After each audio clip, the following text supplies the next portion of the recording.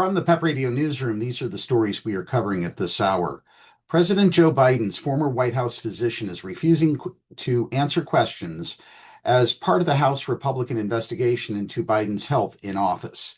Dr. Kevin O'Connor invoked doctor-client privilege and his right under the Fifth Amendment during an appearance Wednesday before the House Oversight Committee. That's according to the doctor's attorneys. Republicans are conducting a sweeping investigation into Biden's actions in office and questioning whether the Democratic president's use of an auto pen may have been invalid.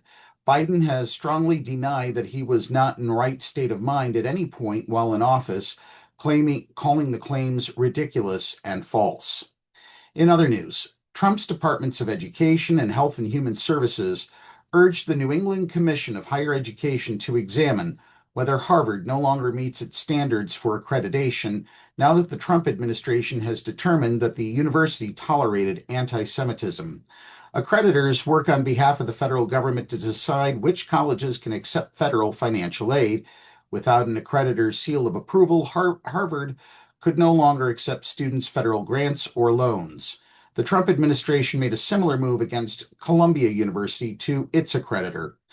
Harvard said it strongly disagrees with the government's findings and is committed to fighting bias as the White House presses universities to accept its demands.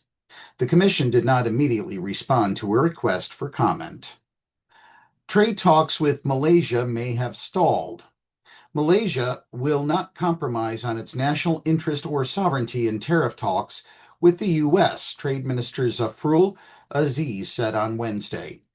Trump raised his threatened tariffs against Malaysia to 25% from 24% this week, but Zafrul said Malaysia won't cross specific red lines involving U.S. requests in policy and laws in areas such as government procurement, halal certification, medical standards, and digital taxes.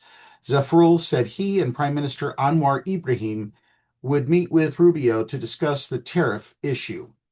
Malaysia's offer includes a pledge by Malaysia Airlines to buy 30 Boeing jets, as well as deals on semiconductors and other technology. But he said that if the deal does not benefit Malaysia, we should not have a deal. Meanwhile, the Kremlin downplays Trump's latest threats on Russia.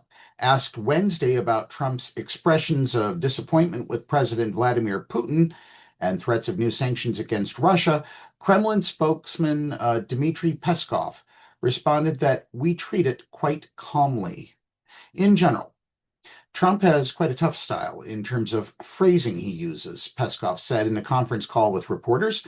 We hope to continue our dialogue with Washington and our course aimed at repairing the badly damaged bilateral ties. And this just in.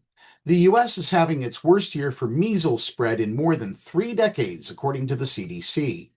The U.S. has now had 1,288 measles cases nationally just 6 months into the year as the vaccine-preventable illness spreads.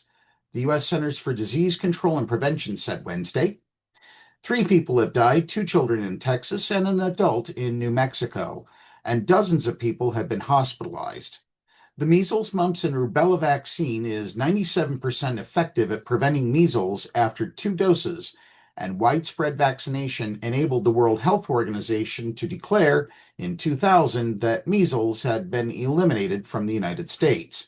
Now the U.S. could lose that status this year if the virus continues to spread nonstop for 12 months. That's the news for this hour. Download the Live 365 app to take PEP Radio with you wherever you go. If you are watching our news content on YouTube, be sure to subscribe to our channel. Up next, we have the Meadville area weather forecast here on PEP Radio.